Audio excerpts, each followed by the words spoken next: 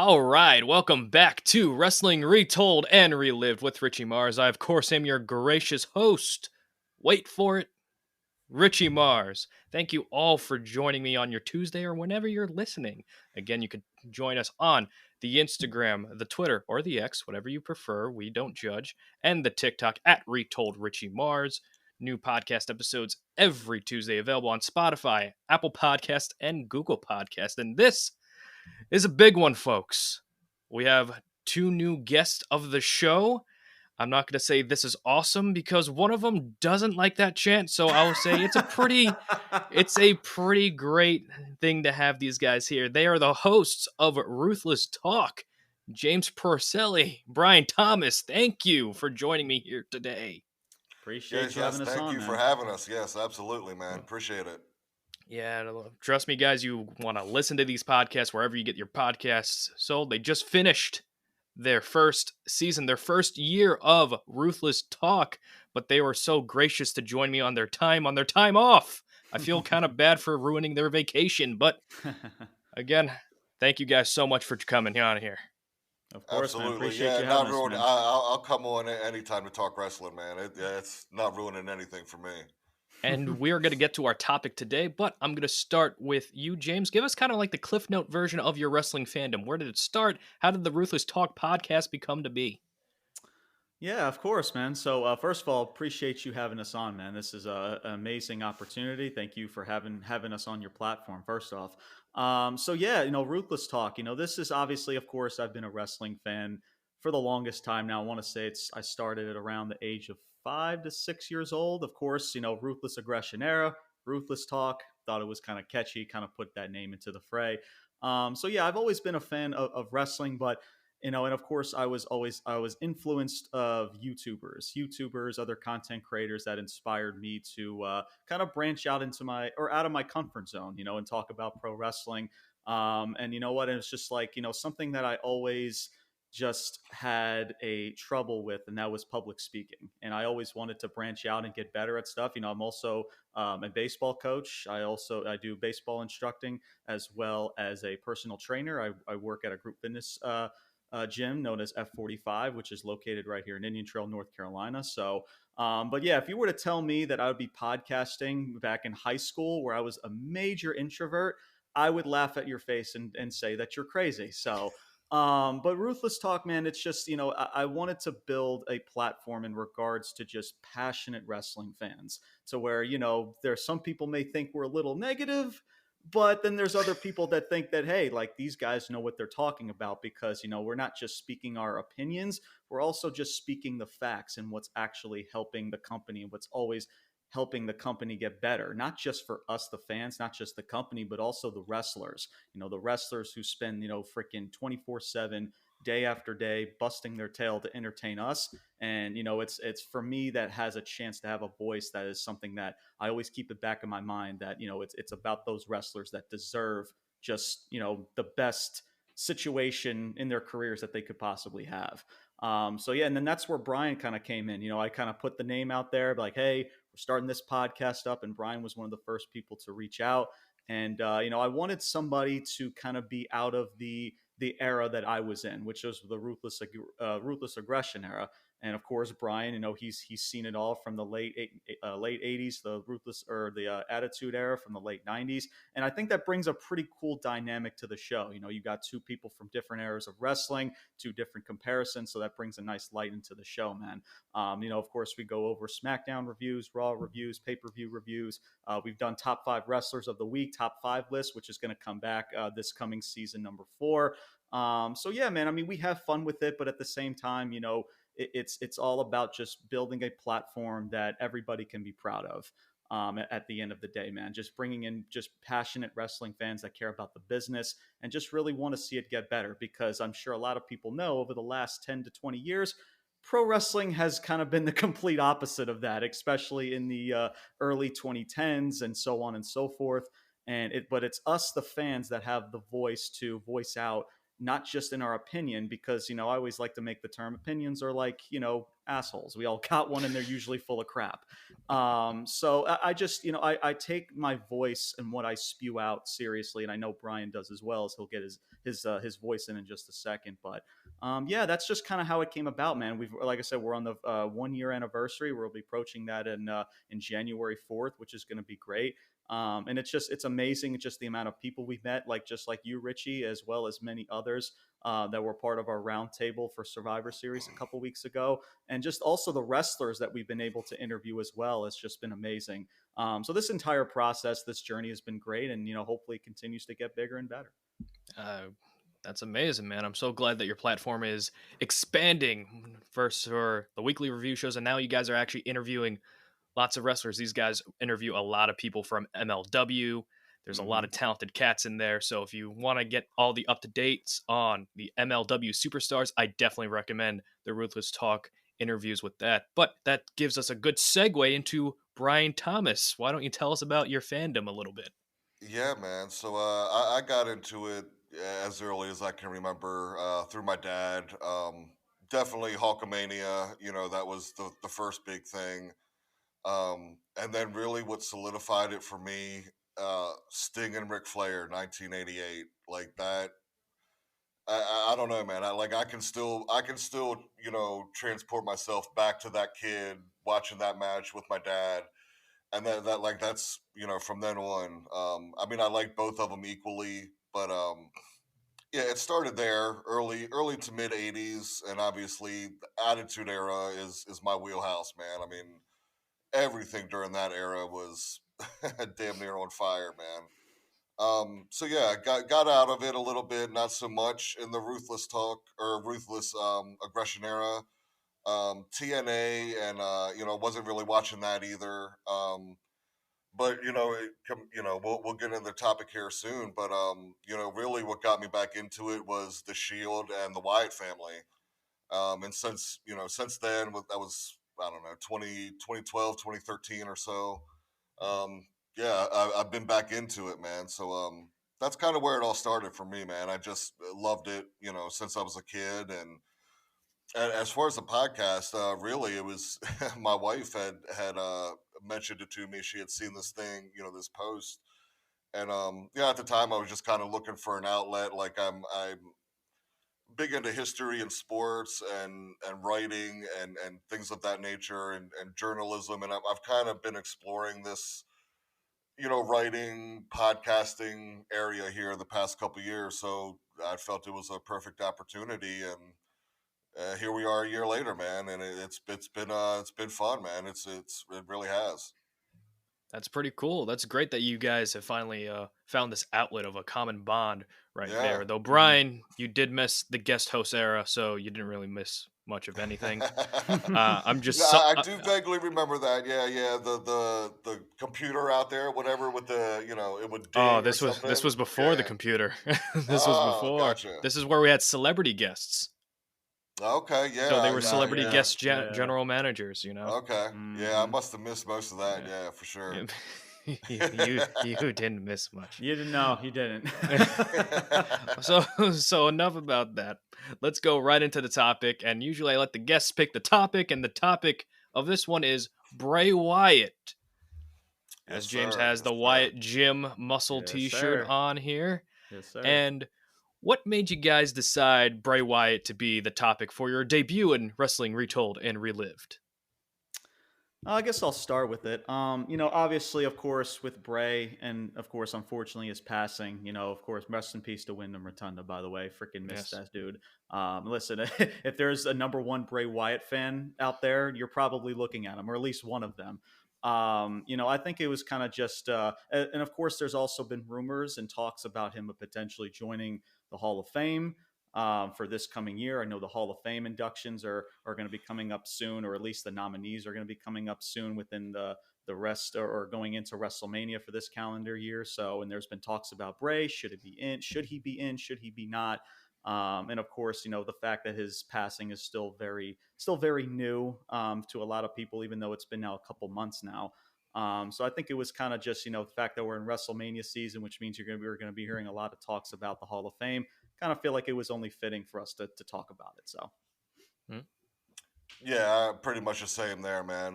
Yeah, we were kind of going back with a few topics, and the Shield was one of them, and kind of their individual careers. But yeah, I think I had seen something about mentioning him, and I thought it was actually an announcement saying that he was going in, so that might have been my mistake. But either way, I think he should be going in this year, and yeah, I just think it kind of fits the where we are and where we're coming up, and Mhm. he probably would be going in. I would assume. Yeah, if history told us anything, when Eddie Guerrero passed, then he got inducted in WrestleMania 22 the next year.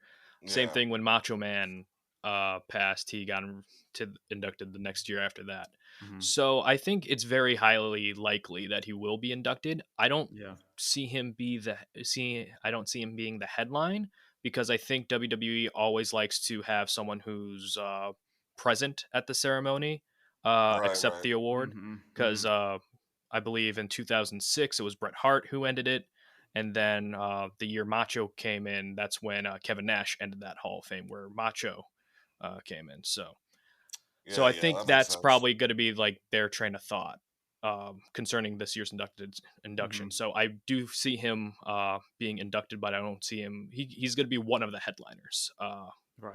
But he's not going to Yeah. Yeah. close the show. Hmm. But the Hall of Fame's still a ways away, and we have a Oh yeah. fantastic career to look back on with Bray Wyatt, Wyndham Rotunda, and he started in WWE under the NXT banner as Husky Harris, Yeah. which is a fantastic name to debut.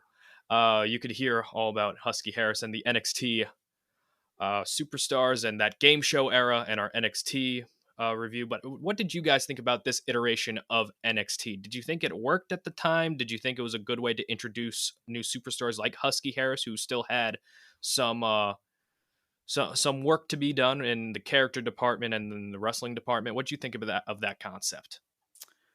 I would say in regards to NXT, I think the first season, I remember it was the first season where I believe Wade Barrett won it Hmm. for NXT, and I think the year following that, I believe was not Michael McGillicuddy, but some other name that I'm forgetting. I think that Caval. was Kaval. That was going to say Kaval. It was started something with a K or whatever. Yeah. And I believe that that was the year that Husky Harris was a part of NXT, if I'm not mistaken, at least in that Husky Harris character. And then that's where I believe the Nexus ended up appearing in that early 2010 2011 stage, somewhere around that time frame. I honestly, man, I even though, in speaking of at least Husky Harris, just real quick in regards to that, I mean, you can tell that there was athletic ability even for a big boy. He was very athletic, and I think with NXT, I think the fact that it was still so new, and yes, it was somewhat of a developmental brand, as people still like to call it now today.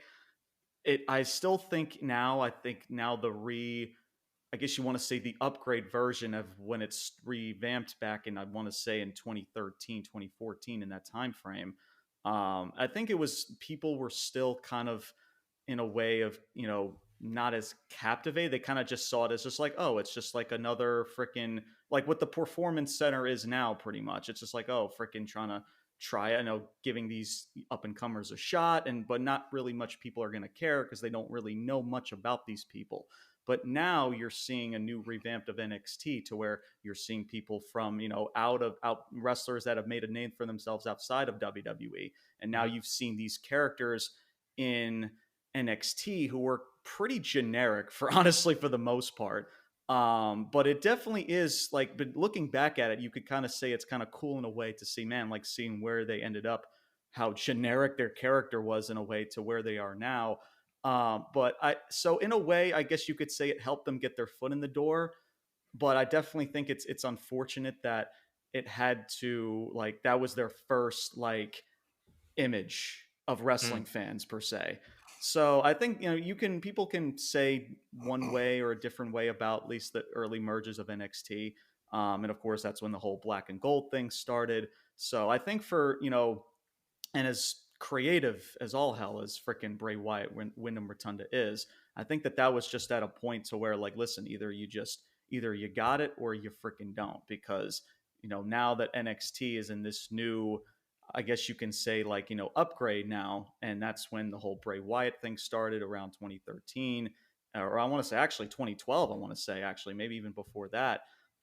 It was definitely a very weird time because not a whole lot of people were just giving it that much time. And I think, but thankfully the Nexus as well, I guess you could say as well, the Nexus gave it a lot of time after what that emerged into.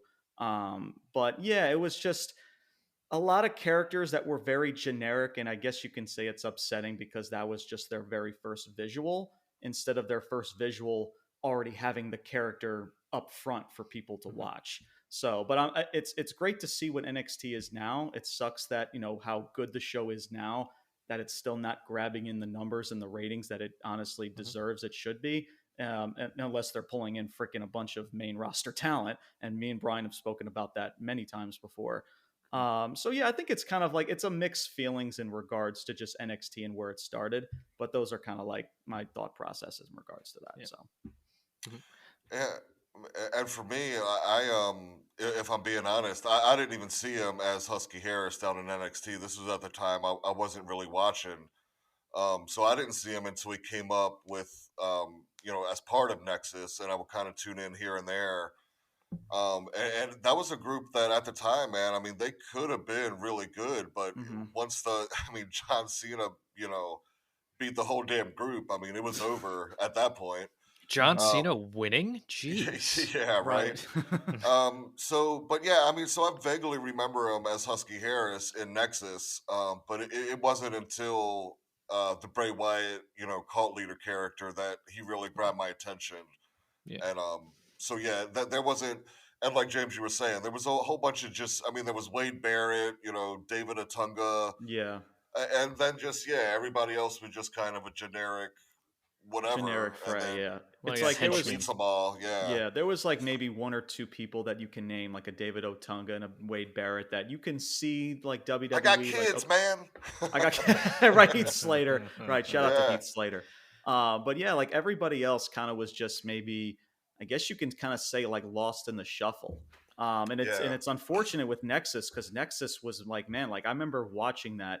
What was it, back in 2010? And I'm just like, man, like this could be like, I mean, the debut and everything was just yeah, done yeah, so beautifully. And just for the how it ended the way it ended. And listen, I like Cena. I'm not a fan of Cena, but just how that in just a short amount of time, like the nexus on how it started versus how it ended, Mhm. it's definitely a shame because a lot of people, because of that, because again, all they really had was the group. Because if you depart them from the group, what do they really have? Right. So that was also kind of a shame in that era of NXT. And but for some people it worked wonders, like Bray Wyatt, like Wyndham Rotunda. And then for others, people like Caval freaking won the thing in season 2. And for a lot of others, man, just like it's kind of a shame, really. But now it's cool to see NXT in this new revamped version to where there's a little bit more attention, at least in the niche audience of wrestling. So it's just cool to see that evolve nature within the brand, I guess you could say.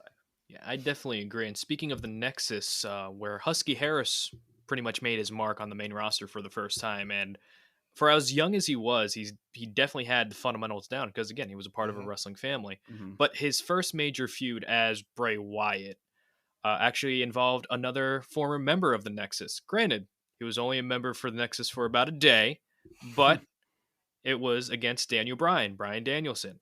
And that was the first time you would see Bray Wyatt become Bray Wyatt because he had an introductory feud with Kane and he debuted at SummerSlam in the Ring of Fire match. We Hmm. don't talk about that.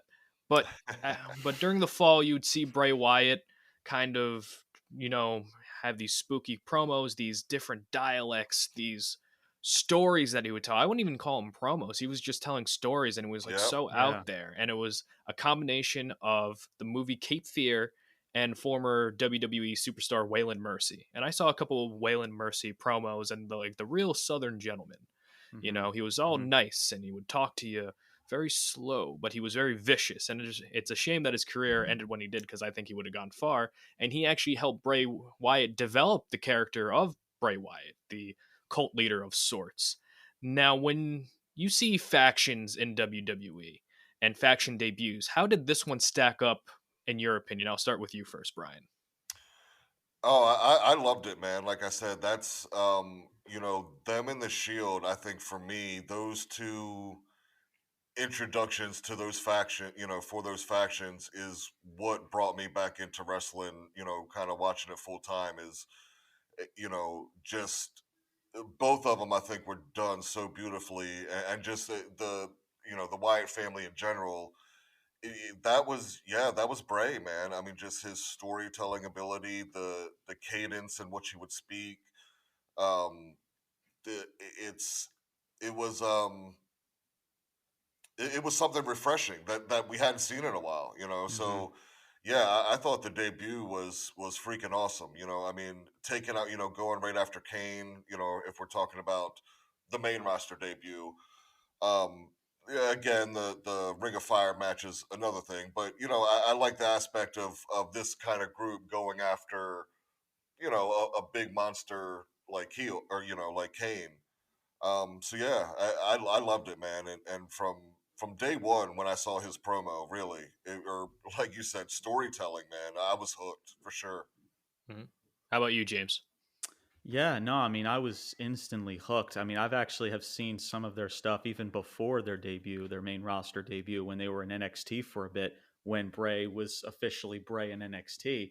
And I've seen clips on YouTube. Obviously, I wasn't able to watch NXT like live during their shows, but I was just like, man, like there's something here. And then that's when the vignettes started. And I'm like, and like you said, Brian, it's something that we haven't seen in quite some time just within this entire group. And then like, so you knew it was only the only question was is like how far are they actually going to go? Like we know that they're going to be a big part of the company. You knew that they put some good stock into it, but how far are they actually going to really truly push them, if that makes sense?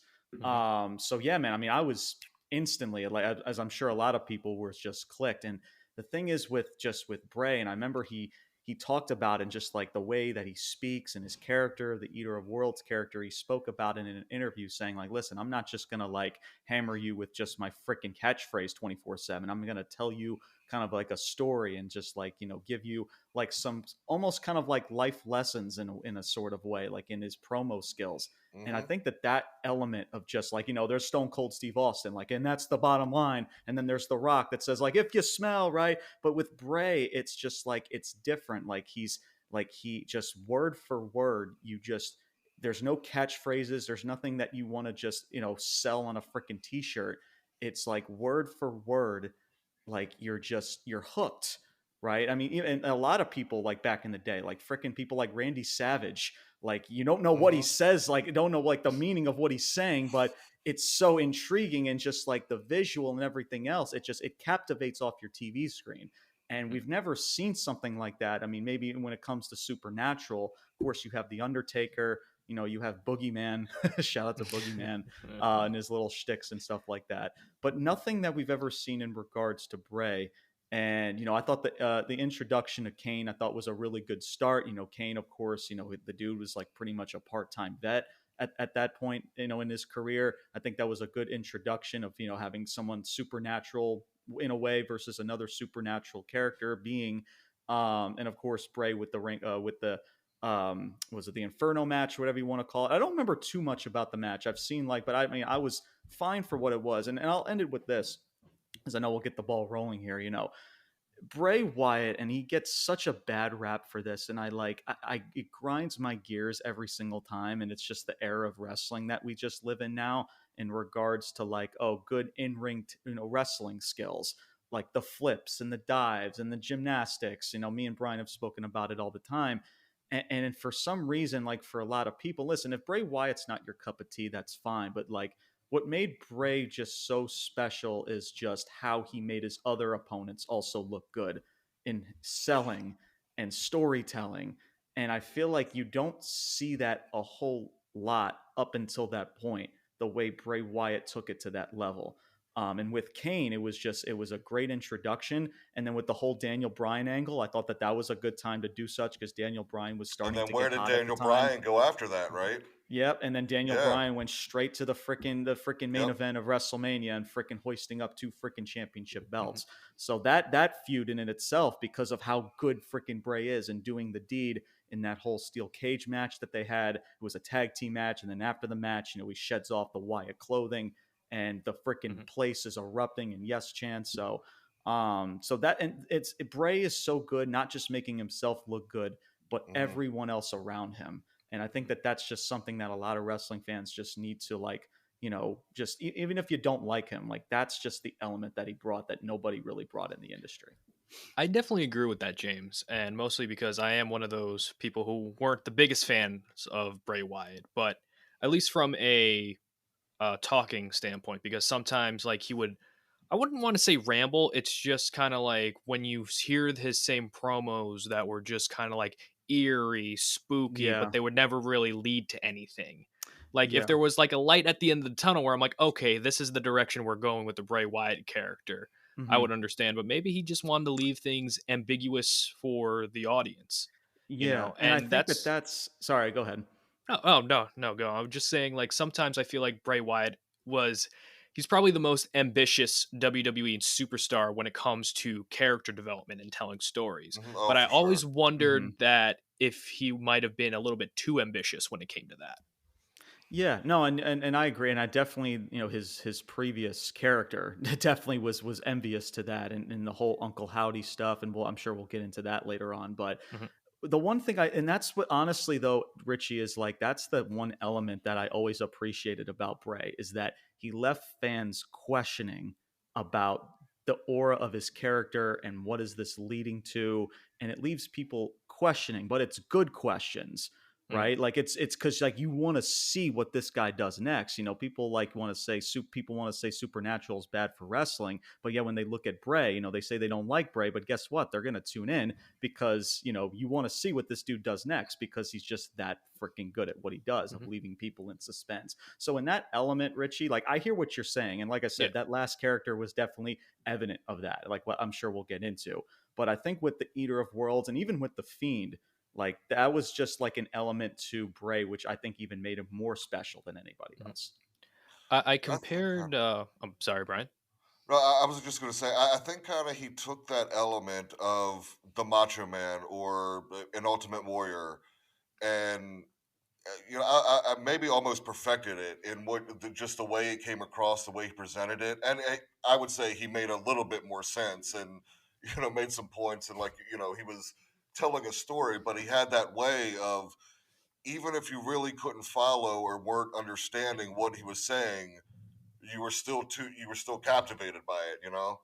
Yeah, I definitely see that. He definitely had the dial. It's like he almost took you on a journey when Yeah, he would say yeah. his promos. It's almost kind of like you're like on a boat and like the waves are kind of rocking Yeah. you and rocking Yep. you. And then they Mm-hmm. start getting a little bit faster and faster. And then you get through that storm and then it finally just calms down. And then you have this whole story. And you're like, what just happened? But it was the ride that would get you for the Yeah, journey of for sure. Bray Wyatt.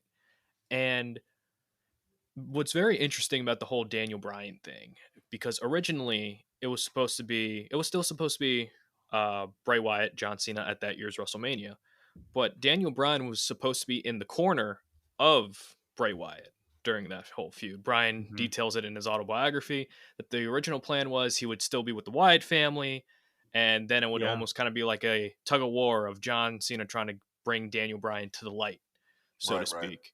Mm-hmm. But of course, Daniel Bryan catches fire. He gets a little bit of a good moment at WrestleMania. I think I've heard about it once or Yeah, twice.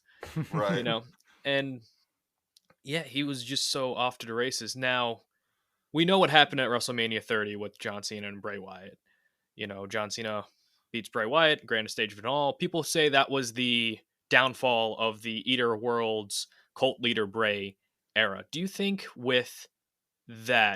Daniel Bryan being a part of that program might have softened the blow a little bit to that Wyatt family loss? Because that was his first loss on the main roster. I'll let you start, Mm. Brian. Go ahead. Um, man, I can't. And I've talked about this on our podcast plenty. I am not a fan of John Cena, especially during that time where I just feel like, there was, that there was people there that could have had a shot, could have, should have been put over that just weren't. But that's for another day. But um, I mean, as far as I would have had at that point. I mean, Cena's already a star. He is the star, right? And I get it. He's the face, and it's hard to have him lose. But at that time, like you said, Brian, that was undeniable, and I don't think you should have had Wyatt losing there. I Mhm. think he should have been going over and building that momentum. Um, so yeah, whether I think the right call was made with Brian and the Cena thing. I don't know. I wouldn't have agreed with or I don't know or really liked too much either if they were doing like a tug of war over Brian, like coming back to good or whatever. I just don't think Cena really needed to be a part of any of it, or in as far as that aspect goes. But yeah, it's just one of those things where I definitely think Brian or Wyatt should have went over. But it was that Cena was on top, man, and he was damn good at it too. I'll give him his props too. He was doing a lot of shit, making a lot of people a lot of money. He made a few bucks. Yeah, Yeah, right. What about you, James? Um, Man, I've stated this so many times before. Just like so, I think I've probably watched that 6-man tag between the Wyatt and the Shield probably about a gazillion freaking times, and this was the one, of course, at Elimination Chamber, and I just kept saying to myself, why was this match not saved for WrestleMania? Like honestly, like if the Wyatt family was going to go into their first WrestleMania, if Bray Wyatt himself was going to go into Mania for the first time, that whole Shield Wyatt family shtick should have been saved for Mania. I've said that yeah, plenty of times in the past, but I get why, of course, the whole Cena thing and the Cena angle. And yeah, listen, and the thing is too, like in that definitely frustrated me. That loss frustrated me. I still remember it to this day. The thing is just with Bray, and I've said this before, and I'll get more into it later, but a lot of people say like, Bray Wyatt was booked like garbage. And I honestly disagree with them because he was still a very big portion of the show all the time. And he was properly booked and he was always going to be placed in that big spot, but it was always that big matchup that he could have never freaking won. And listen, I get it. It's John Cena, but I always talk about people like Bray, who was at that moment was on the rise with this character. The bottom line is that he just needed the victory more, and if that was what you were going to do with Cena, then he had to freaking go over. But I mean, and granted, he ended up winning the matchup afterwards. I believe it was like a steel cage. Yes. It was that whole freaking that freaking the lights go out and that kid grabs a microphone with like Bray's like freaking I guess I don't know what you would want to call him, but Demon he's a kid in like Child. yeah, yeah, Demon right. Child or whatever you want to call him, with like the deep voice into the microphone and everything. So he picked up the win there. So I'm thinking like it's just like, man, so like if you like I don't know, man. It's just like if we are gonna continue this, like then why just if you were gonna have Bray go over, then why just not done it at WrestleMania with all the eyeballs Mhm. watching? But yet he wins it at a matchup against Cena at an Extreme Rules pay per view, which I'm sure a lot of people probably forget about to this day. Mhm. And it's just again, it's that inconsistency that I like to call it with Bray Wyatt's booking that just never got him to really larger than life than he Mhm. should have been. Yeah. And it was Right. those big matchups, which I'm sure we'll get to more later. But yeah, Yeah. freaking WrestleMania, it should have been the Shield versus Wyatt. That was the big freaking matchup that everybody was looking forward to. They rushed it to Elimination Chamber. It was still good for what it Mhm. was, but for that Still, I matchup, would say the best. I mean, for a 6-man tag, that's hands down the best ever. I mean, Dude, for I've what that honestly, is. I've went back and watched a lot of. I mean, trust me, we've seen so many 6-man tags in wrestling today. Like I've never, Yeah, like honestly, like I can't, at least over the past what maybe 5 some odd years, I can't think of a better 6-man tag than those two factions, honestly. So, I but remember yeah, that tag match being so good that Mhm. people were outcrying that WWE should have 6-man belts because of that Right. match. And I'm like, okay, I wouldn't go that far. Let's We have yeah, So another. is let's that calm where down. We AEW got this shitty idea? God darn it! Hey, Oh man, yeah, it's Yo, working great over there. hey, yeah. Golly, man, they're jeez. selling replicas, so I'll give them that with the whole I Max guess. Caster like scissory thing. So it's like, I yeah, if you guess. want to Yeah, monetize it, hey, make Right. money. Hey, yeah. more power to him.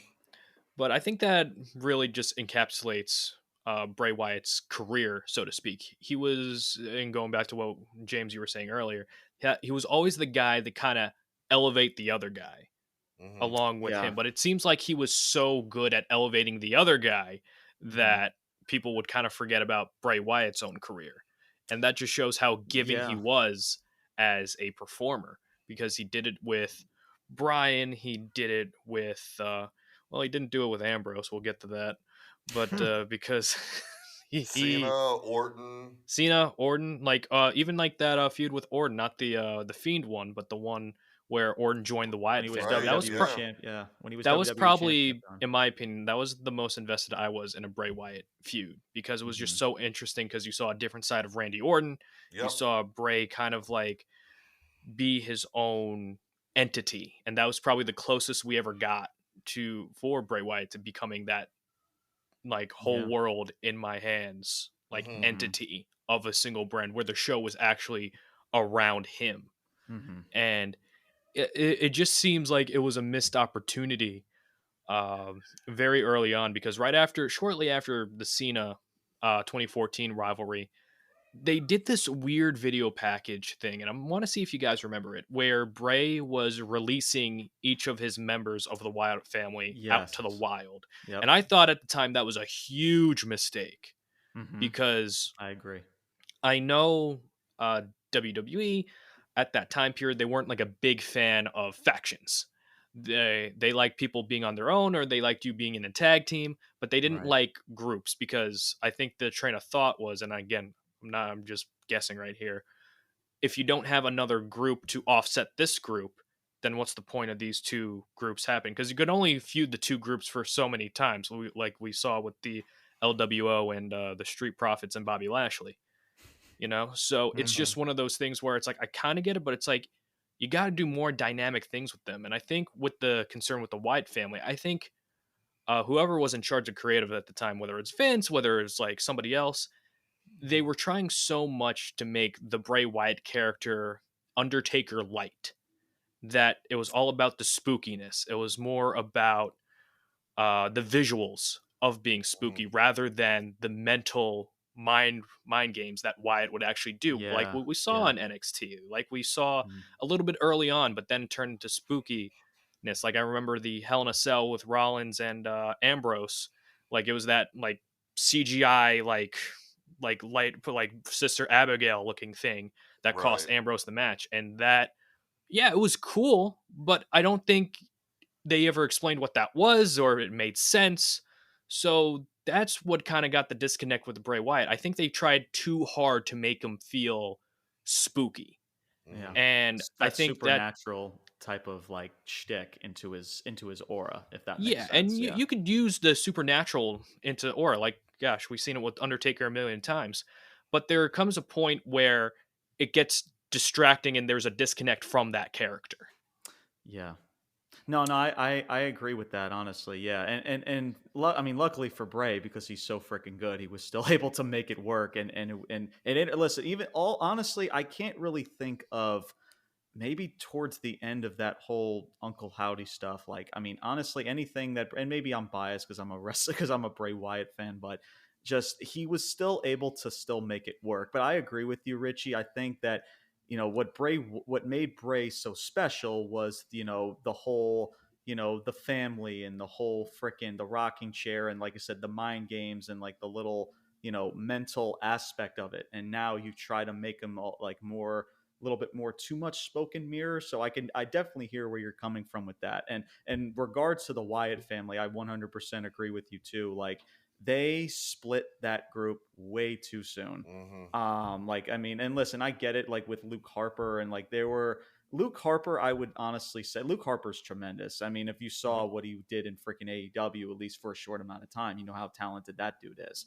Mhm. But yeah, like that was just a split or whatever you want to call that. I mean, they made it cool in a way, but it was just the timing was just not there. And I feel like there was still so much that the Wyatt family had so much to offer, even if it was just Bray going up against another individual. Like there was still so much to offer with that. And honestly, Richie, it's funny because I feel like they kind of regret it in a way because later on in Bray Wyatt's career, they all reformed again.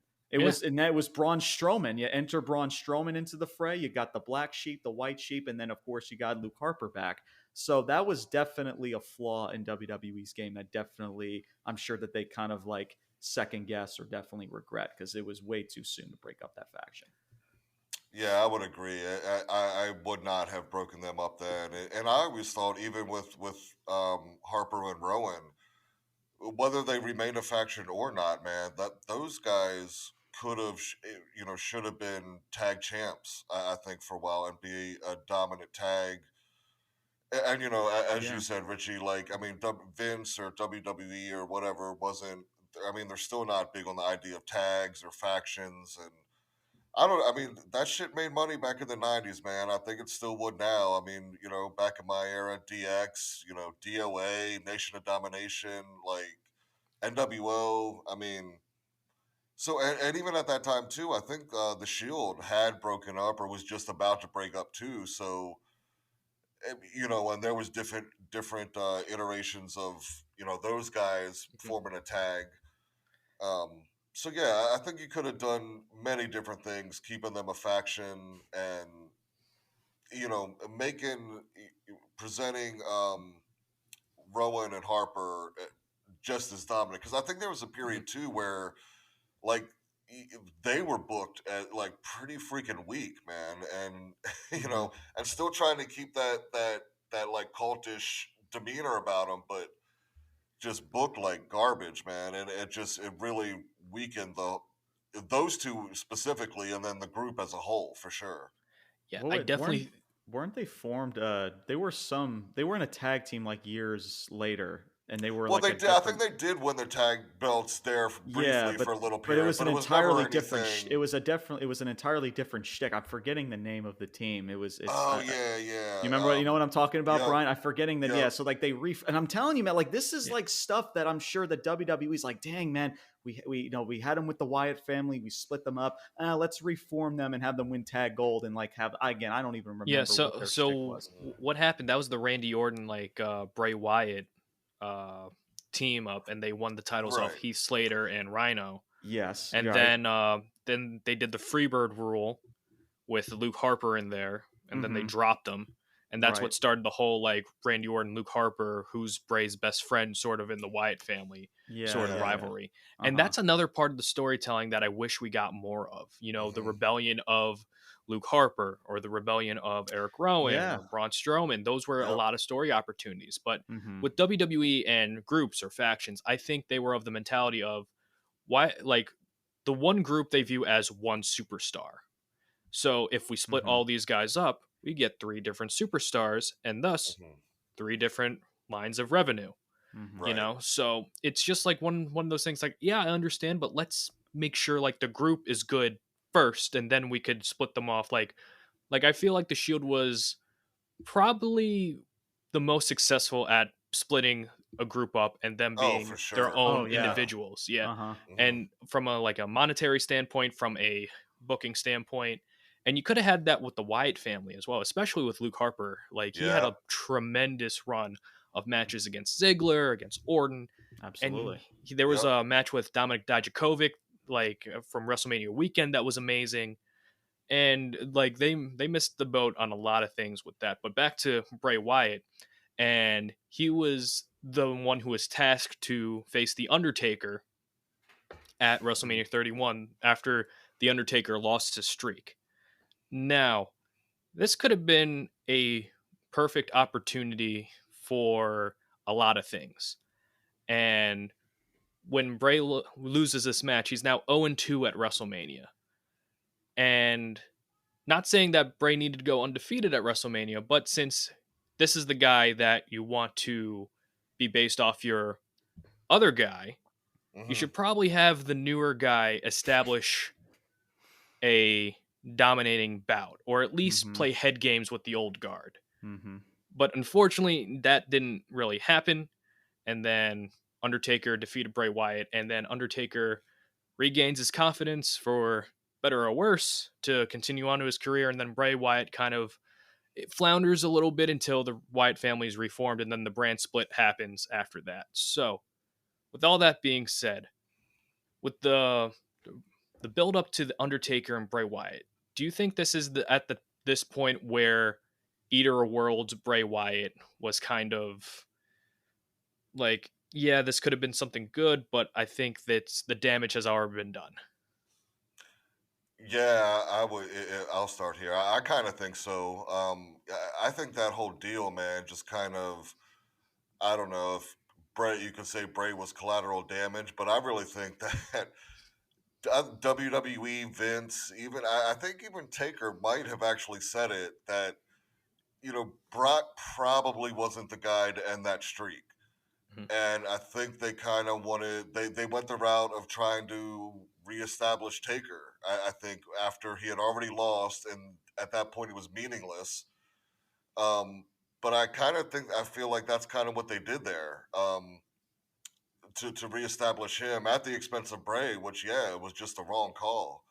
But I just have this feeling that played into this decision of a lot of having Taker going over, because I don't think a lot of the wrestling world, um, and like I said, I could be wrong, but I think Taker had alluded to it or to some degree that you know he should have either remained undefeated or probably should have lost to either Triple H or Shawn Michaels, beforehand.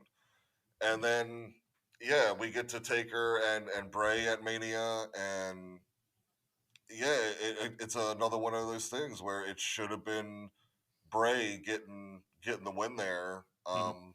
And another one of those stories where you've built the story. He's told, and if you remember right, he told that Undertaker the build up. Undertaker wasn't even there at all. I don't think Mhm. that was one Yeah, hundred he told the percent story and by Yeah. himself. by himself, right? And then he loses, and yeah, that's kind of the end of his. I don't know, the mystique is gone a little bit, I, Yeah, I call it the beginning of the Undertaker post game era. Like, he competed the main campaign of his career, and now he's just like checking off right, like all the side quests. right, Yeah, right. yeah. But you, James, what did you feel about that? Um, and listen, this kind of just goes back to how I feel about Bray in regards to the talent that he is. Regardless of how many times that WWE kind of tried to pull him back just a little bit, even though, like, again, the big matchups that talked about earlier, that he never won those big matchups at Mania and others, Bray still found ways to reinvent himself to where it Hmm. still worked. So yeah, even though, like, I mean, I wouldn't say it was necessarily like, the wit's end or whatever you want to call it in regards to Bray at that time. I still feel like regardless of how many times they wanted to pull Bray Wyatt back just a little bit, he always found a way to still captivate people because because that's just how creative he is. Especially getting into the whole WWE Championship picture, which I'm sure we'll get to. But yeah, it's just, again, it's ways to reinvent yourself that I think Bray just does tremendously well. To where, yeah, it definitely it was definitely steam was lost. Like, there's no question about it. But in regards to like Bray, just himself and the aura of Bray Wyatt, I mean, I think just the fact of how good he is, he was still able to bounce back from these little, I guess you can say, bumps in the road and still kind of make himself work. Because, I mean, he was still very well known in these shows. He was still a very big part of these shows. But I guess you can say, in regards to the mystique of the character, um, I mean, again, it was just the way he reinvented himself with people like Orton. I thought that that was done tremendously well. Stuff even with freaking Luke Harper, even though to a degree, I would say like the whole Luke Harper shtick when they try to turn him babyface, I would say was the one feud or situation that involved Bray where I was like I don't know about it, but yeah, I mean, I still think that there was still more that Bray still had to offer. Like I don't think the loss killed him in a way, but it definitely lost some steam because it's like okay, because this was what WrestleMania 33, I want to say, or no 30, no 31. I'm sorry, Mhm. 31 against Undertaker. So yeah, and I'll end it with this, and we'll move on. I don't know why, but it's just like WWE has never wanted, even including Vince, he never wanted people to be bigger than the company. I truly believe that to this day. We saw it with CM Punk and holding that freaking championship for 400 some odd days, how many times he held it, and being bigger than the company. And we saw how that kind of turned out. Stone Cold has been many backstage altercations many times. So I truly feel like because of how larger than life Bray truly is in the niche audience, if you gave him that extra push, he would have became bigger than the company because of how good he is. And I feel like WWE, Vince McMahon, and creative in general was kind of afraid to make that final push. It's like, oh, okay, so let's make him important, but during the big match, like let's pull him back another few steps, if that Mhm. makes sense. So Yeah. that's how I truly feel. So no matter how many times I think WWE tried to push him back in a way, he was always going to bounce back and he was always going to be the main talked about storyline or whatever he was in that he was involved in. So in a way, yeah, but for the most part, I don't think so because of how talented he was. Yeah. Yeah, I definitely see that point. And Bret Hart even said in his book that Vince is kind of like an army general. He will Hmm. tear you down and then rebuild you in his own image. Yeah. Hmm. And I definitely see a lot of Vince chicanery when it came to the Wyatt character in later iterations Absolutely. and more towards the end. For example, the woke and Matt Hardy stuff. Even Matt Hardy confirmed that the promos were just them laughing, because Right. Yeah. Vince had a kick out of it, which I'm Hmm. like, yeah, it's funny, but that was the first time I saw a wrestling program because they were doing the they weren't it was final deletion Oh, or deletion. Yeah, the at the deletion Hardy match. compound. Yeah, yeah. Yeah, they were Yeah. doing it, and it was the first time I heard Michael Cole even say like, "All right, this match is weird. You're not gonna understand it," and that Right. was the main selling point where it's just like you're probably not gonna like this match, but here you go anyway. We put it in the main event spot for you, and it Uh-huh. did great numbers for the company relatively what Yeah. they were doing at that point. So I think it just shows the creative mind between Bray Wyatt and Matt Hardy Oh just yeah. coming together because they were teasing that ever since Matt was in Impact or now TNA. Uh, and with everything that Bray was going, like Bray was kind of like a cat in WWE. He just kept coming back, like boom, Yep. boom, boom, nine Hmm. lives, just Exactly. like surviving all these. What would probably like end a career of a normal superstar. I think Right. Hmm. like one, I think his age helped him a lot because he started with the company when he was like 21, 22, Hmm. around Somewhere around there. there. Yeah. So, and he was Bray Wyatt, relatively young. So they had enough longevity where it's like, okay, we can keep trying with this guy. Like, so I feel like there was a mentality of like, oh, okay, we could kind of like experiment with him, see what works, like trial and error. Right. And with Bray Wyatt, it always felt like kind of two steps forward, one step back. Like it's like Yep. we're gonna dip our toe in the pool, but we're not gonna jump in quite yet. Yeah. But Hmm. it's like, but if it's like you really just gave him that extra like shove, it's like he could have been so much better because even now, people outside of wrestling, like pop culture, they love like Bray Wyatt just because of the creepiness, the horror genre, like loves him.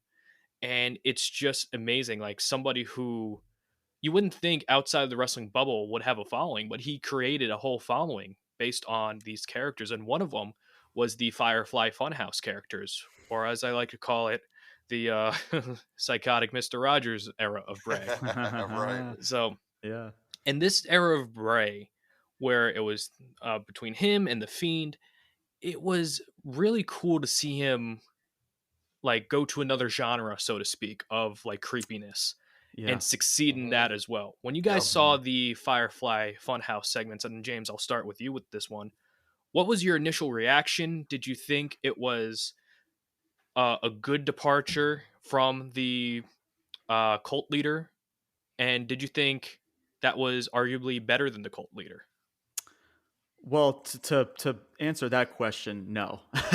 I love all of Bray characters, but that cult leader is the best out of all of them. All of them are great, but nothing is better than that cult leader character.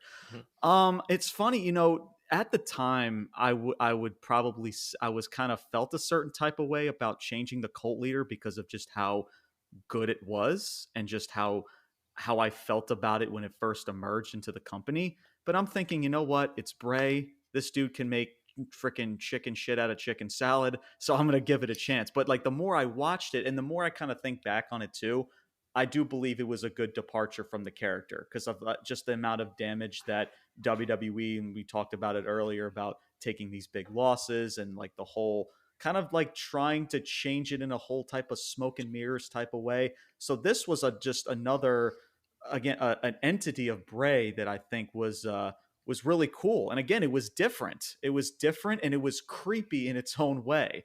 But yeah, like the whole like I remember they did like little snippets of like it was like 30 seconds of where like Mercy the Buzzard was popped up in a box, and then there was another one where Abby the Witch. It was like little snippets of like Hmm. spooky little, like they made it look like vignettes where it lasted like 30 seconds of like, ooh, who is this person? Who could it be? Is this Bray or is this somebody else new? And then that's when the first episode of the Firefly Funhouse started. And I'm like, in the back of my mind, I'm like, okay, man, the cult character was so good, but I'm like, you know what? This can still work. And it was different, man. It was awesome.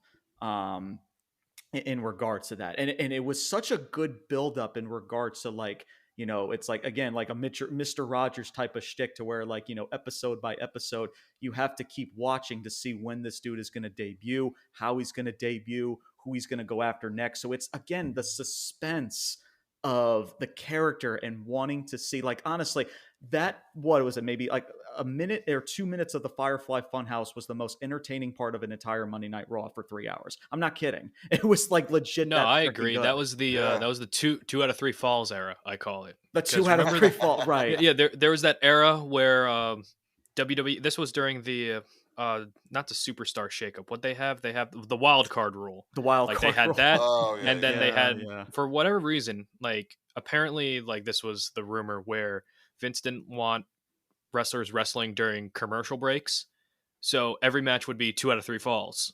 yeah, So it doesn't yeah, matter if it yeah. was singles, it was a tag match, it right, was right. two out of three Right. falls. So yeah, and then That just may, to that flies. right, and just to kind of end it, and I'll send it off to Brian. It's just so, but yeah, definitely. Like I knew it was gonna work. It was at the time I was like, okay, it's not the cult leader, and even my friend, I texted me. I'm like, I don't know how I feel about this. I'm like, because the cult leader was so good, it worked.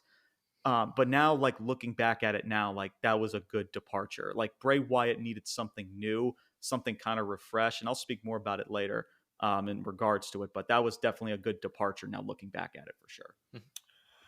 Yeah, from the first time I saw it, man. I mean, granted, the cult leader is my favorite character, Bray.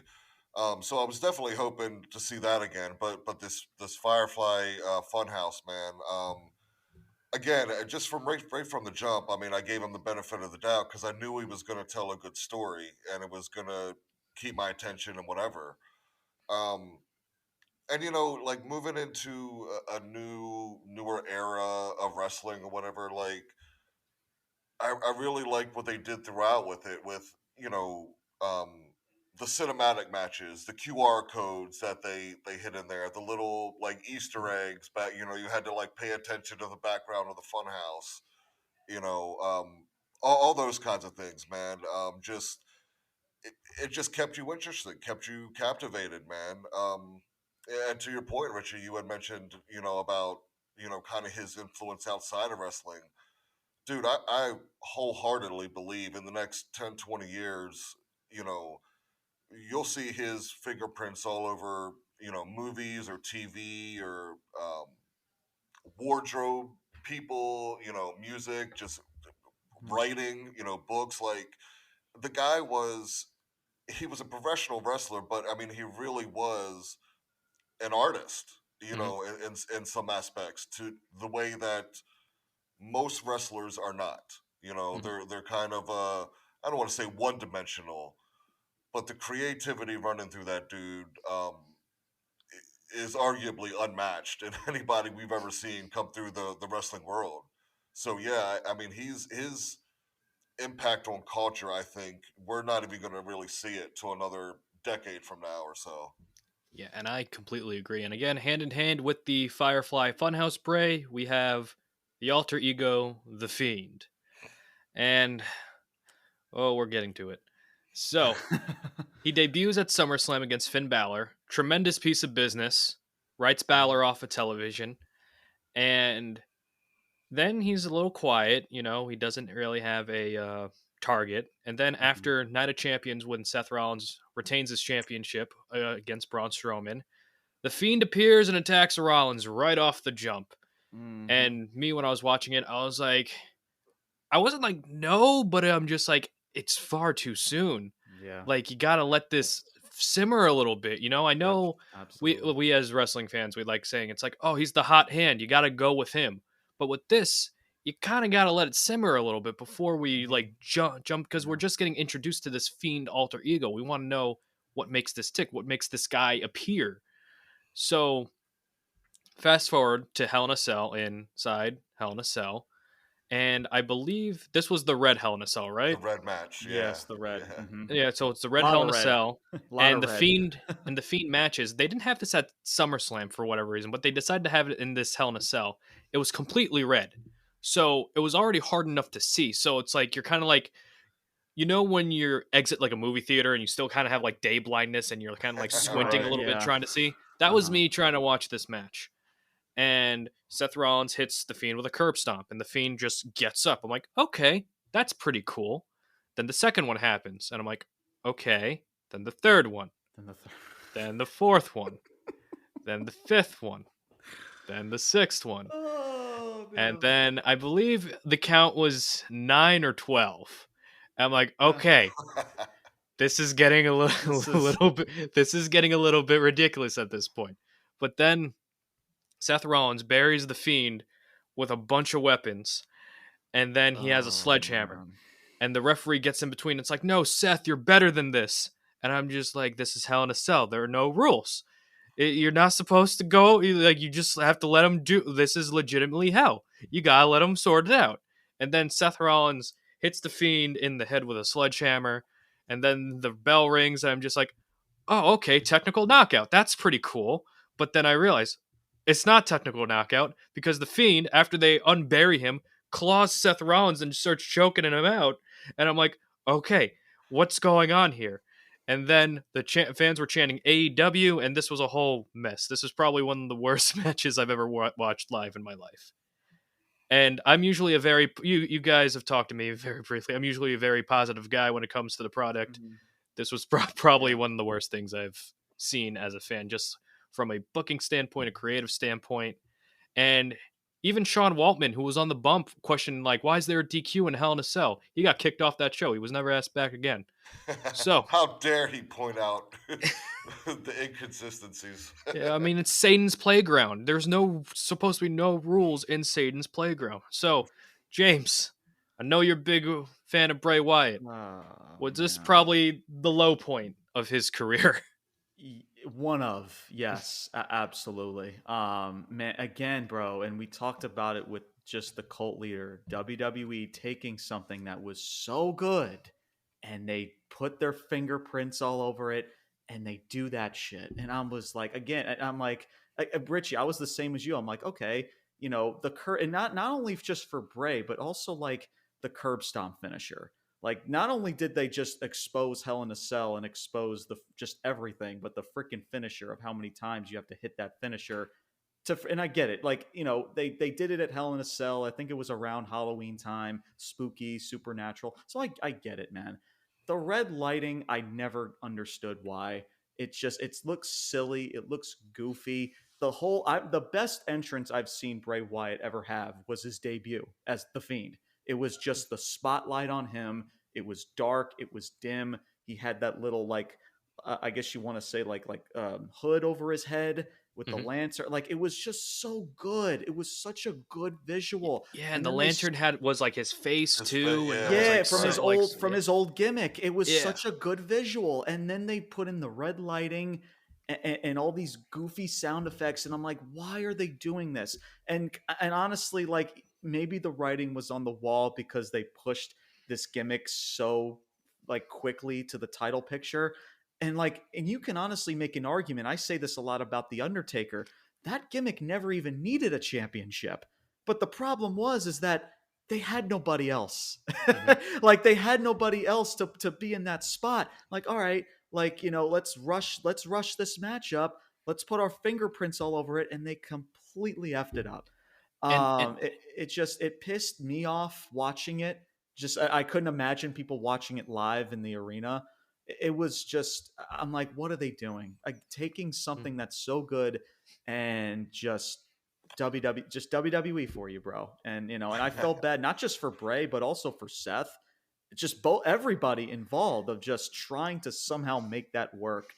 And so to answer your question, if it wasn't the lowest moment, it was definitely one of the lowest moments of Bray Wyatt's career. yeah, Absolutely. especially with Seth Rollins, because his year, that was a very like high-low year for him, Yeah. because Mm-hmm. that was his only time where they were going to push him as the face of the company. They give him Baron Corbin for about 3 pay-per-views straight. He beats Brock, so he's kind of back on the mend. He beats Strowman, he's on the mend.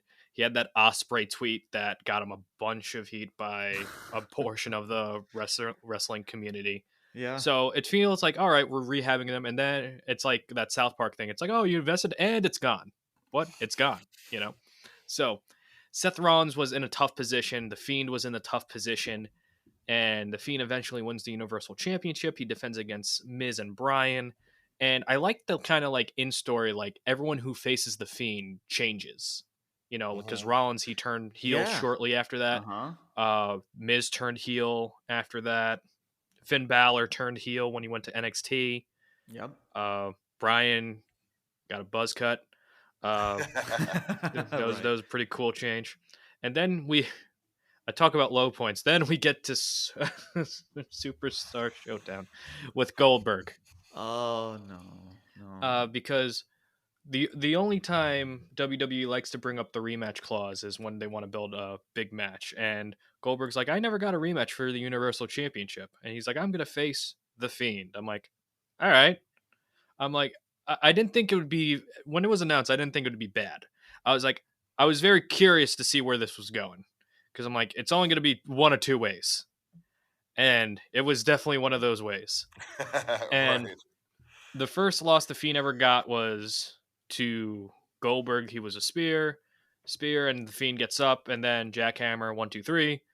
Goldberg wins, and then the Fiend looks at him, he grunts, and then the lights go out, and then Goldberg's like, all right, that was weird. Let me celebrate with my championship. And that was it. And that was the end of the Fiend's first Universal Championship run. Won that match won in like 3 minutes. He beat About Goldberg about in Five like about, minutes. 3 minutes. 3.5 minutes, yeah. Yeah. So yeah, not the best way to end a championship. Kevin Owens can relate, but yeah, the Fiend not off to a hot start. It hasn't been a year of the Fiend character, and we already have him kind of. It's a big like, what do you do with this guy? Like, what do you do with a character that's supposed to be so unbeatable that you have to beat him eventually, and then you choose that way to beat him first by hammer to the head in Hell in a Cell. And then this one where it was just Goldberg just does his regular thing, 1, 2, 3. There was no consistency on how to defeat the Fiend. Mhm. So it was really, really off-putting with that. But there's a saving grace, and that is the Firefly Funhouse match, which I'm not sure what you would call it match-wise if you count it as a match, but it was definitely a very amusing character study of the John Cena character. Mhm. And I'm so disappointed we didn't get a follow-up of this, of John Cena's defeat, of him coming back to someone different. But it's John Cena. He's been evergreen for about 20 years at this point. So He's probably not going to change anytime soon. But this is probably the endish period of the Fiend character. We have Randy Orton again, where Randy Orton's spitting up black goo, and then Randy Orton sets him on fire. And how, if I were to give you guys, I'm like, okay, here's this test. Here's the test of the Fiend. Give this a grade. What would you guys give the grade of the Fiend? Brian, I'll start with you first. Oh man, I gotta, because I look at it two different ways. Because to me, the Fiend was, if you just left it up to Bray, I think it was great and could have been even better. James, you had mentioned like that initial entrance. I mean, freaking fantastic. But this to me, as far as WWE and booking wise, and whoever it was, this is the whole everything he did with the Fiend, or they did with the Fiend. Like none of the stories ever finished. From Randy Orton to Alexa Bliss to he's losing 1 week after 12 curb stomps and a hammer to the head. The whole Goldberg thing, I knew that was shit right off the bat, man. I mean, Goldberg coming, like, come on, man. It just, yeah, so that was a nightmare. So yeah, it's what I mean. I guess overall, I guess I would say a C, but I don't really put any of that on Bray. I think it was just a time where whoever was writing,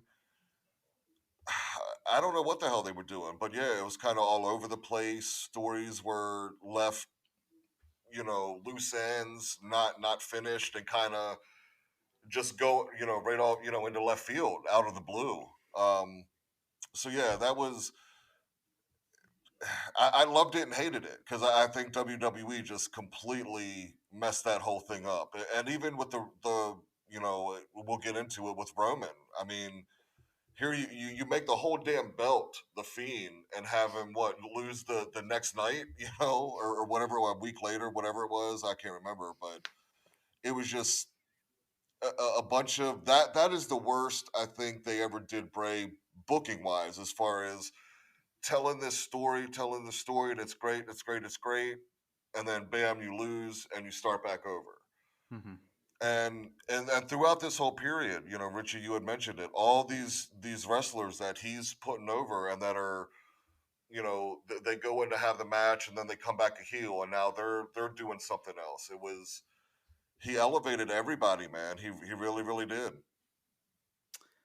I have 2 grades for this. The first grade is just for Bray himself, and that's an A. It's a straight A because of how he was able to make it work. The second grade is a big fat F, and that's for WWE Creative. Like, guys, I can't, words really can't honestly describe just the frustration I had throughout from Hell in a Cell to the Goldberg loss. I mean, like, it's like you have a guy that is that uber talented, because not only is he talented, but he's making you money. Right? He's selling merchandise. He's got the most clicks on YouTube, the most views on social media, the most attraction of your company, and you don't give him the rocket. You have him lose to a 50-plus-year-old Goldberg. He hits the worst jackhammers I've ever freaking seen in my life, and one simplistic spear. I'm like, it's like, you know what Vince McMahon and WWE Creative is. It's like a toddler when you let them let them be by themselves and like you're going out of town. Like, can I leave you here by yourself? Or are you gonna blow the house up? Well, Vince McMahon and WWE Creative blew the house freaking up, right? And on a Super Showdown event, like out of all places for freaking Bray to drop that freaking championship. I mean, I guess you can also say like the writing was on the wall of where the trajectory of the character was going to go. When I talked about the goofy red lighting and the goofy sound effects, again, taking something that was so just organically good and they put their freaking fingerprints all over it. And like, honestly, like if you would have think of low points, there were more low points in this Fiend character than any of his other characters, honestly. And that includes the next character that we're going to get into. Like, it was it's baffling. Like, again, no words, bro. I legit have no, it's frustrating. And this is not even coming from the fan. It's coming from somebody that is that that factually is helping your company make money, bringing in fans. Like I always talk about ratings a lot on our platform all the time. And I always talk about quarterly hour numbers and most viewed segments. Bray Wyatt, and this is a fact, he has always been the highest rated segment in every single show that he's been in. If not one of, at least second tier. And that's Hmm. it's true Yeah. because of how good he freaking is. And the fact that it's just I don't know, man. And again, it kind of goes back to my whole point of this company never wants somebody to be larger than the company. And that's how Mhm. good, again, I appreciate Bray Wyatt and his talent because he was in a Right. way he was that larger than life to where he doesn't have to wow you with his wrestling because when he gets to the wrestling he'll put on a great wrestling match, not just the moves but everything involved to what makes a great match. And up until that point he will sell that story, he will sell his character to you like nobody else. And for WWE to immediately drop the ball or drop the ball within months, it's the honestly one of the biggest botches I think I can remember in the last 5 years or so. Yeah. To describe Bray Wyatt's career in WWE in general, I usually say, I think I did a TikTok video of it, and it was like, if you guys are familiar, like a Stephen King novel, where it's like, all right, there's some great build up here, great build up, great build up. I'll use the movie and the book It, for example, great build up, Hmm. Mm-hmm. and the clown turns out to be a giant spider, and you're like, what? It's like, wait, where'd Right. that come from? Yeah. You Yeah, know, it's yeah. like I'm just like, we did this build up, and now this is that. Oh, Mm-hmm. or even another one for the movie fans out there. Like, if I'm a big fan of the movie series Halloween, Yeah. and Yeah. you know each movie it gets like more departure from there and there, and then you get to the Paul Rudd movie, and you're like, oh, it's Paul Rudd, and then all of a sudden Michael Myers is a part of a cult, and then it's just like it's a weird sort of thing, and then Yeah. and then Right, it's like I'm right. like, where do we get? I'm like, how do we get from point A to point B? That let's just focus Yeah. on A to B. And then like with Bray, I think they try to be a little bit too cute when they realize it's like, we got a moneymaker here. It's like, well, he's already selling our merchandise, so we can kind of do what we want with him a little bit. And that's just kind of Yeah. disappointing as a fan because it's like you're Hmm. interested in this guy, how he wants to tell a story narratively, and then it doesn't really kind of add up to what the fans' vision, or I think even like the performers would vision in a Right, way. right. Because we also heard stories of Brock Lesnar refusing to work with Bray just because he wasn't a big fan of like the spooky element of anything. So that character could be a turnoff to some performers as well. So it's definitely an acquired taste of with Bray Wyatt. But after his match with Randy Orton at WrestleMania, Bray Wyatt is released. He takes a layoff for about a year or like a couple years, and then he comes back at Extreme Rules to one of the most thunderous ovations I've ever heard. Yeah, no doubt, no doubt. Now, when Bray Wyatt came back and he was saying, "This is the real me, this is Bray Wyatt," it was a cool new direction for the character of showing it's like, oh, hey, it's not the cult leader, it's not the Fiend, it's not the Firefly Funhouse guy. Here's the real guy. And then you had Uncle Howdy appear and got a little bit weird. But the saving grace of this character, I think, is putting the spotlight on LA Knight, who is doing Yes. tremendous things in WWE today. Tremendous compared to where he was over a year ago, where he was Hmm. Max Dupree. So So, what were you guys' thoughts overall on? Again, unfortunately, Bray didn't see this vision through, but the beginning vision of this new Bray Wyatt character. I'll let you start, Man, Brian. yeah, I was so looking forward to this, man, and it's you know this is just a fan of me talking, and obviously there's his family and people much closer to him, but it's just so unfortunately the untimely death, because I really do think, especially with everything that's transpired here in the last year, right, with Vince McMahon being out and Devers owning the company, I really think I just it's just one of those things you feel like everything would have finally come together for Bray, like the storytelling, the match, the creative, the production. I just had that sense like it finally was gonna all come to fruition, and so yeah, that return, oh man, that was so good. It really was. Um, and again, this is unfortunately at the time where like, Vince is out, Vince is in, Vince is fighting for control, and so then yeah, it kind of starts getting weird with the Uncle Howdy. But initially, the Uncle Howdy, the Wyatt Six, man, I loved all of it. Like I couldn't wait to see like who, because they all came out, at that pay per view as a physical person. So Mhm. you're expecting, okay, this has got to be, now like a new faction or whatever. Um, so yeah, man, just I was so looking forward to it, and wish the wrestling world and could have got to see what he had planned or his vision, because I really think he would have had more creative control and less people standing in his way this time. And that's wishful thinking, but that's just kind of the impression that I initially got.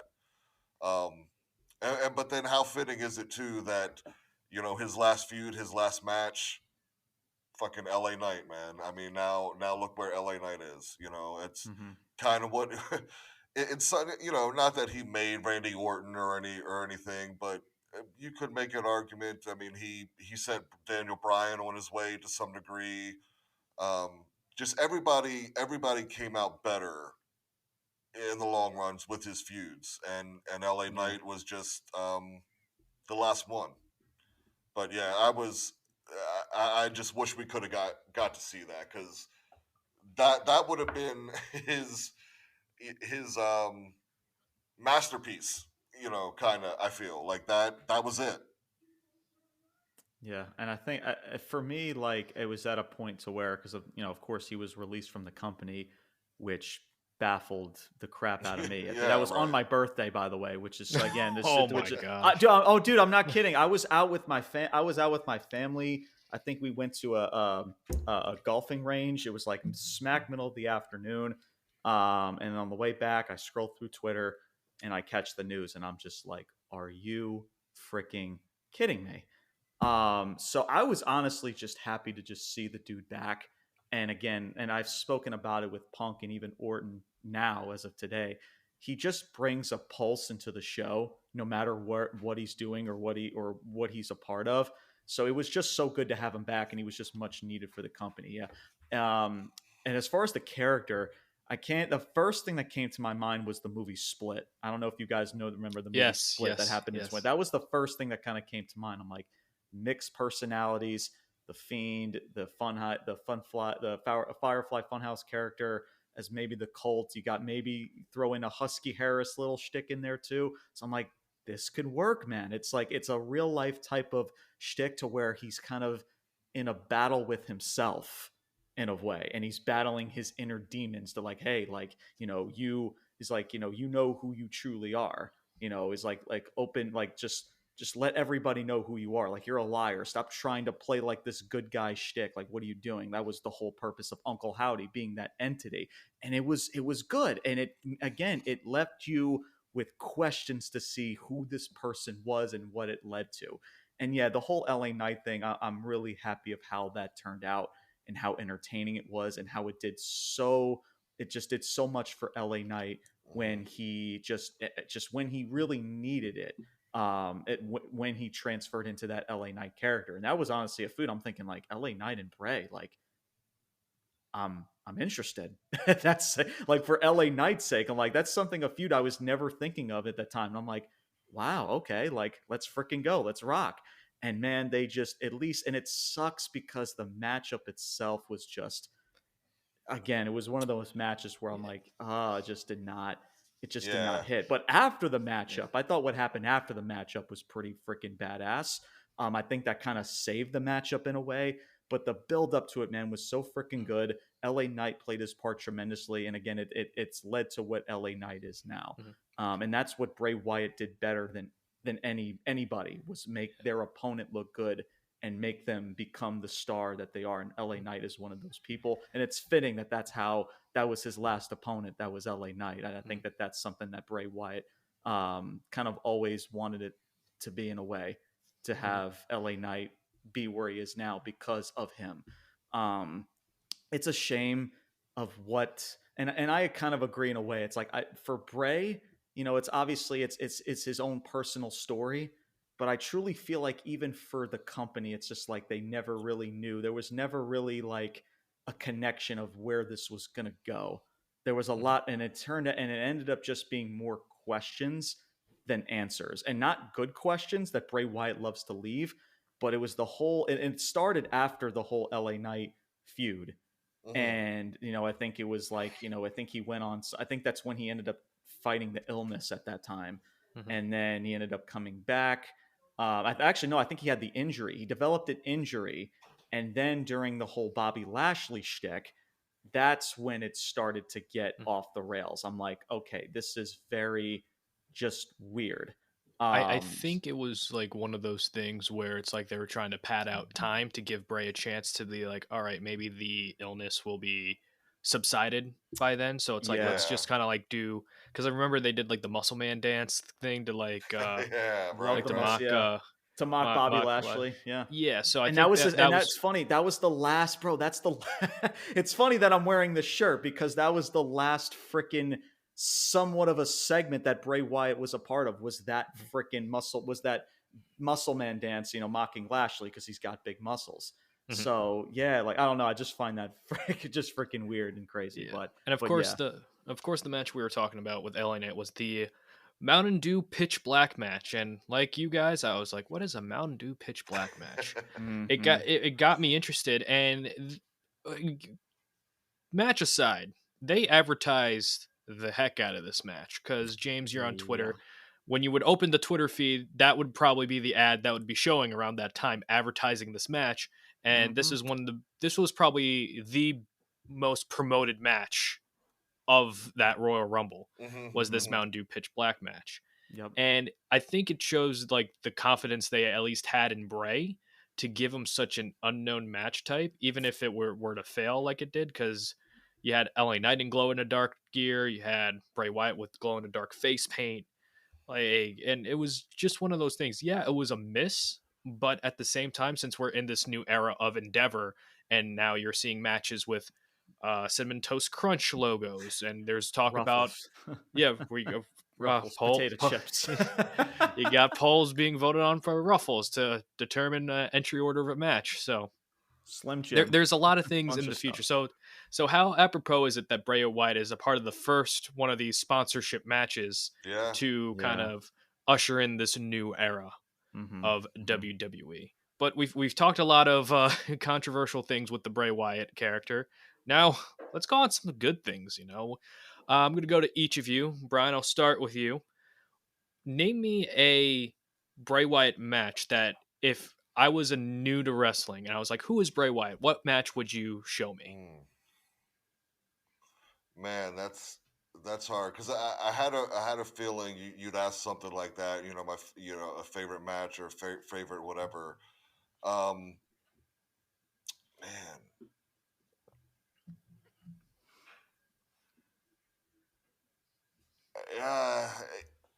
I don't know if I can narrow it down to one match. I will say my favorite character was the cult leader Wyatt.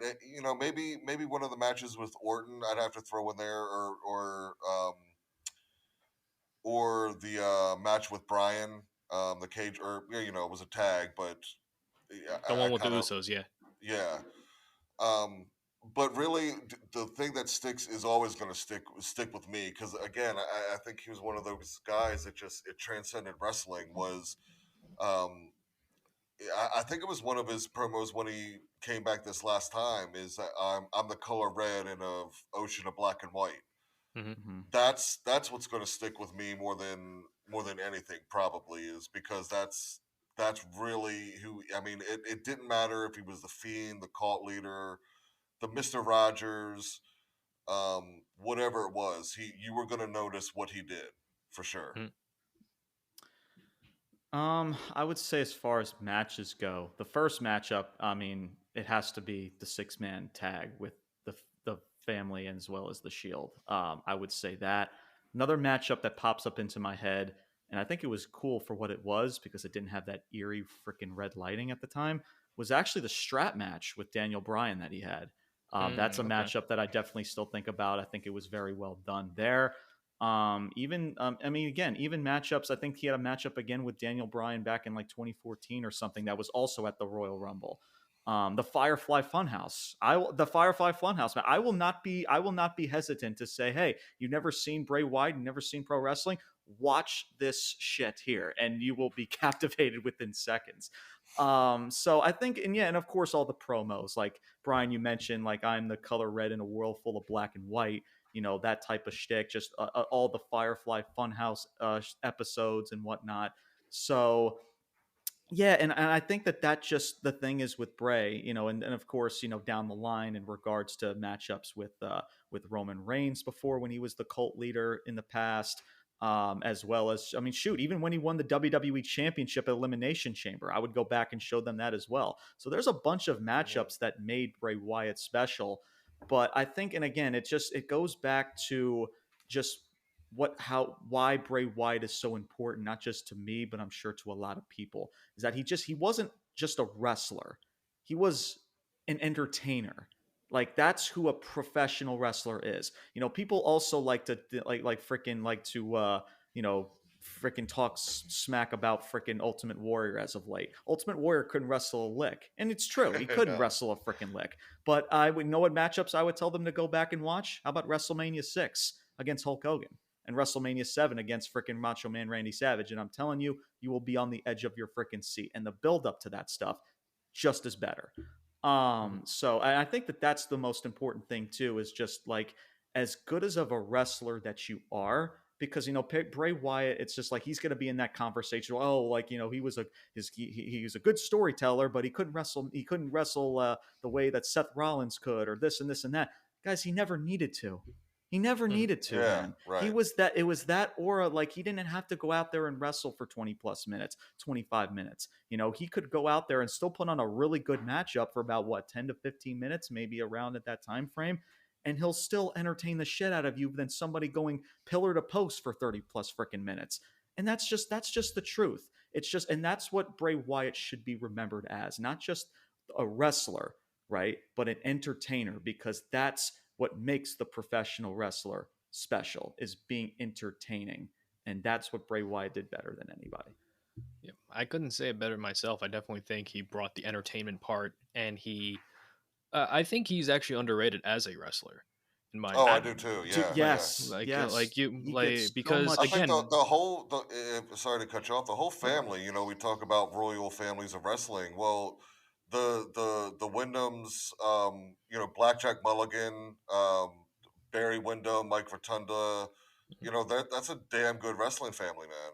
yeah, Hmm. and I believe that I think Bray also had an amateur background. I believe, so he knew the fundamentals as well. Yeah. Hmm. And I Hmm. definitely agree with you, James. The match I would show was the Elimination Chamber match where he won the WWE Championship, just Yeah. because as a fan, even if you didn't like him, but you saw like how they were at that time, so up and down with his character, it Yeah. was such a vindicating Hmm. moment Yeah. Yeah. for yeah, it's like in your head, it's like, yeah, maybe it happened a year or two too late, but Hmm. it still happened and there were still processes to show like this is the guy, and you just remember Bray just screaming like this is his world now, and then you have the end of the show where Randy Orton just like takes his hood off because he won the Rumble, and then he's staring down Bray Wyatt, and then you're left with, oh man, what's gonna happen? Hmm. And Hmm. Hmm. it's like that's what wrestling is, man. It's like it leaves you on the edge of your seat saying this story ended, but oh, this story's just around the corner. And Yeah. for better for worse, that's what Bray Wyatt was. He would always leave you on the edge of your seat, and if you didn't know what was coming, at least you were on a journey. And a lot of wrestling nowadays with storytelling is a lot of start and stop. It's like story starts here, ends here, on to the next one with little to no transition. Yeah. And I feel like Bray tried to at least tie in every single storyline, saying, hey, this is a logical way of why this character is going in this direction. Like I remember he had like a feud with Roman Reigns, and he said, anyone but you, Roman, where Roman was Yeah. getting that Uh-huh. backlash Hmm. from Yeah. the audience at that time. Cost him the Money in the Bank ladder match, I would assume. I think he Yeah. came out and he pushed him off the ladder and cost him the briefcase, I believe. So Yeah, same thing. And then he did a feud with Chris Jericho, and he said, "Save us, Chris." Play off of that "Save Us Y2J." Yeah. like Yeah. storyline. So he Hmm. would always like bring it back to not Yep. only himself but the character and why his character was going after them. Like why it was a Yeah. logical reason It was of a why his connection. character was Yeah. chosen. Exactly. And that's probably the best, like I would say, to remember like Bray Wyatt is just like his connectivity and just like his way of understanding storytelling and putting his own spin on traditional storytelling in wrestling. Hmm. And if, I'm going to ask you guys this, but the one word I would describe Bray Wyatt is ambitious. And for better or for worse, he had a vision of what he wanted his character to be. And it connected with a lot of people. It connected with a lot of people who didn't think this storytelling could work in wrestling. And yeah, sometimes it didn't, but he's remembered for it. And that's all that matters in this space of professional wrestling. So, James, I'll start with you with this one. One word to describe Bray Wyatt's entire career in wrestling. Man, there's like so many words I can describe that man. I would honestly just say captivating, because that's just who he was just captivating. There's a lot of other words that I would describe him, but that's probably the one that comes to mind. And I'll end it with this is, and this is, and it's just to everybody listening, in regards to like, if you're not a Bray Wyatt fan, if you are a Bray Wyatt fan, think about this as well. And I think people will kind of appreciate Bray Wyatt a little bit more in this sense. Guys, we got 10 years of Bray Wyatt. Undertaker has been in this business for 3 decades. John Cena just celebrated not too long ago 2 decades. We got 10 years of this character. 10. 10. That's it. Hmm. And that's what's like, I remember like just thinking about this, and it really like settled in when, his passing officially announced. It's like, man, 10 years of this character. That's all we got. Like he was just scratching the surface, and just like for what he was and what he could have became in this industry is just, when you think about it that way, it really is like, man, like for someone to be that talented and to have such a short amount of time in that time frame, it just shows you just how, again, like you said, Richie, of how just, again, just how creative he is and how every little detail mattered. Of whatever story that he was telling, whatever person that he went after, it all meant something. Nowadays, we just wrestle, we shake hands, we have face versus faces matchups, and there's nothing to get intrigued about these wrestlers even fighting. But for Bray, he gave you a reason. So that's the one thing I described as captivating. And then by the time he got to that big matchup, that's when people said, I have to tune in. And so, yeah, man, 10 years. That's all we got. So, but captivating is definitely the word to describe him. What about you, That's Brian? that's definitely a good one, and yeah, I could pick a lot, but I'm gonna say fearless. And maybe he didn't think he was, or maybe was just coming to realize how fearless he was, like towards the end in this coming run. But um, just his commitment to his character that is unconventional, especially within wrestling, and to some degree or another unwavering and unflinching in that, in I'm going to tell my story how I see it, and I'm going to be the character that that I can connect to the audience with, right? And no doubt, most people, especially your traditional wrestling minds, just could would not understand what he was trying to sell or convey or whatever. um Even somebody like the Undertaker. I mean, Undertaker never did it to this level that Bray Wyatt did. So that's what I'll say is fearless, man. I think he's um, didn't realize maybe how good he was earlier in his career, and I guess probably most of us don't. But yeah, he's one of those guys that, again, I think you'll really see his impact 5, 10, 15, 20 years from now in so many different things, man. Yeah, he was definitely a one of a kind performer, Yeah, and yeah. we Mm-hmm. will never see a career or probably a person like Wyndham Rotunda Bray Wyatt ever again in wrestling. But Yeah, no. guys, this has been tremendous, reliving and retelling the ups, the downs, the wonderful life of Wyndham Rotunda Bray Wyatt. I'm going to give you guys the floor. Where can we find you guys on any social media? When can we listen to the podcast? We're going to give the listeners here the time to go back to the first year of Ruthless Talk so they can get caught up. So the next season of season 2, they can finally see the greatness of James Porcelly and Bryan Thomas in action.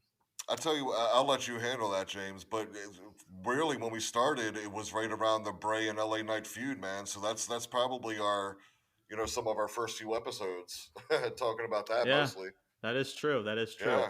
Well, for the beautiful people that are listening to this platform, you can find our podcast Ruthless Talk. We are on Spotify as well as Apple Podcasts.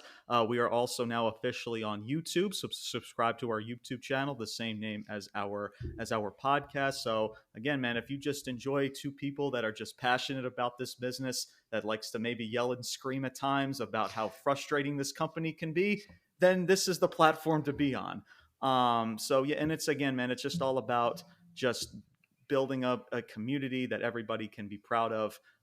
So if you want to be a part of the community, if you want to be part of the brand, love it. If not, if it's not your cup of tea, then hey, that's totally fine. Again, it's for people. Of course, we also have Instagram as well as TikTok. Those platforms, it is ruthless_talk or at ruthless_talk. We make a lot of great content over there. So make sure you guys follow us on those platforms. We will be starting season number 4. We just finished up season number 3 just a couple weeks ago. So season number 4 will be on January 4th. That'll be our 1-year full anniversary. So for these holidays, for people who have some time off, if you want to binge watch a yearly episodes of our shows, then hey, more power to you, man. There's a lot of great, crazy moments that I'm sure me and Brian are going to relive once we get into that 1-year anniversary episode in the next couple weeks. But yeah, man, if you guys want to check that out, feel free. It's on Spotify and Apple Podcasts, Ruthless Talk, both me and Brian. Again, subscribe to our YouTube channel. We're doing a lot of great stuff over there. And yeah, man, just the best is yet to come. So tune in if you're interested. So, well, I'll definitely be tuning into that because you guys are part of my weekly podcast rotation. Because wrestling is all about different perspectives, and you can't appreciate all of wrestling without appreciating the opinions of others. And I have to say, you guys are probably the most fair, I would say. And while I'm listening to wrestling with the good, the bad, do I agree with every take? No, but it's like, again, I could see where you guys are coming from because that's what this fandom's all about. It's all about respecting opinions.